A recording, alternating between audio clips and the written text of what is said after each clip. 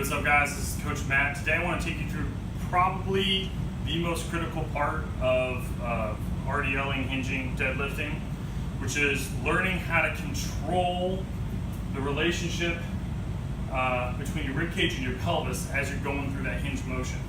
So almost every day when I'm coaching at the gym, we would have someone say, hey man, like this position when I'm trying to bend over and pick something up, deadlift, whatever it is, just doesn't feel great on my back. And even if people's position looks generally okay, they would still potentially complain of discomfort in their lower back while doing that movement. So there's a couple of cues that I would give people and drills I would take them through, and we would see almost instant improvement. A lot of times people tell me that they were able to deadlift for the first time without pain in their back in their entire life. So I want to take you through some of those same sequences and same concepts so that you can apply this to your own lifting wherever you're at. Now I'm just in the garage. All I have is a 25-pound kettlebell, so obviously the heavier the load becomes, the more challenging it's going to be to follow these principles of movement.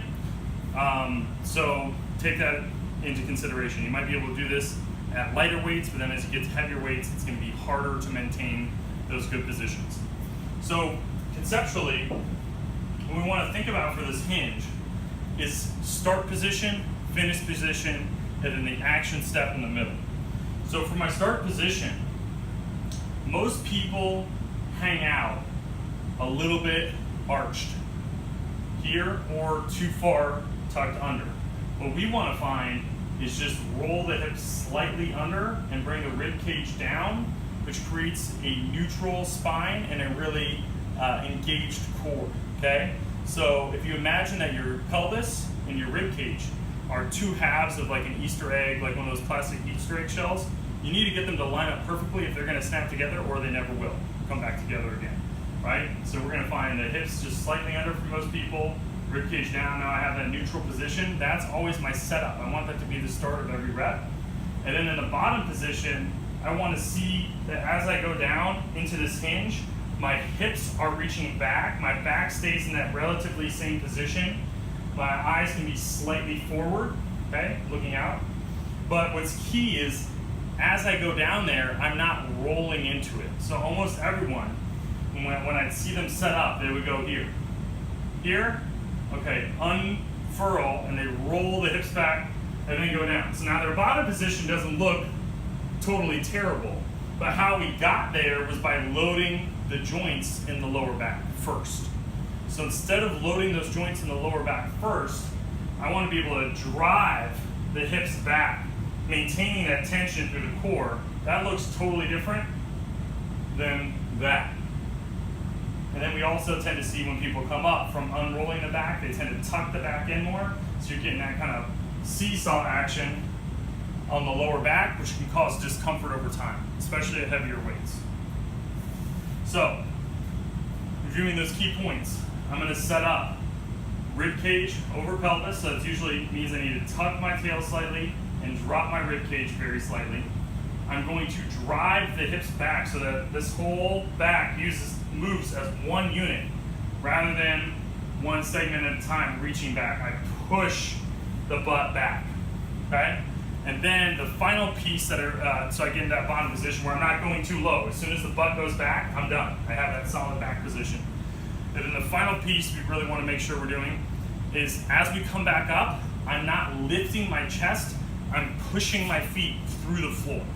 Pushing your feet through the floor is what creates the momentum to come back up. So rather than here, where I'm potentially reaching and snapping through, I want to go drive the feet through, and if I just drive the 3 feet through, that engages my glutes better, and I'm going to stand up straight up and down naturally without having to think of anything else. So again, I'm in a good starting position now. Drive down, push feet through the floor. Drive down, push feet through the floor. That's going to be your perfect kind of hinge position. So now, I go and I add load. I need to be able to maintain those positions. Hips under, rib cage slightly down. I'm not getting broken open by the weight. I drive down. Notice how the weight stays back underneath me because I'm locking my shoulders in. The further out I come here, the more I'm going to pull on my back as well. So I need to keep that in nice and tight because I'm driving down and back. Then I push my feet through the floor to stand right up.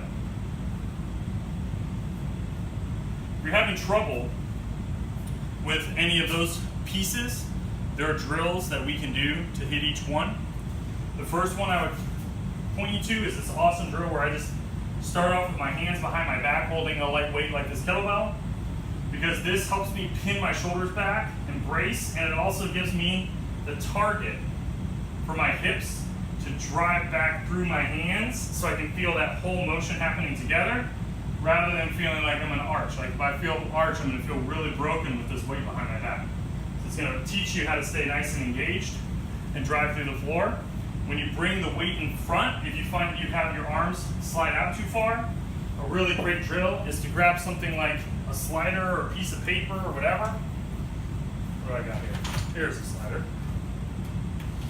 You grab a slider, I'm gonna squeeze that in the armpit, and now, as I go down into that RDL position, I'm keeping that slider in tight. If I were to let that slide out in front even a little bit and lose that lap, it's gonna pop out, so that's another way to give yourself some feedback about your positioning. So, kind of summing that all up, think about your setup position. Make sure the eggshell is closed. Drive down into it. Don't unfurl your back down. And then once you get low enough, remember, as soon as the butt stops going back, I'm done. I'm not trying to reach lower down and get into a moment of flexion. I'm just gonna stop right there, and I'm gonna drive my feet through the floor in order to engage the appropriate muscles to come back up, so I'm not overutilizing my back. So if you've had trouble in deadlifts, hinges, RDLs with your back before, give these cues a try and see how it goes.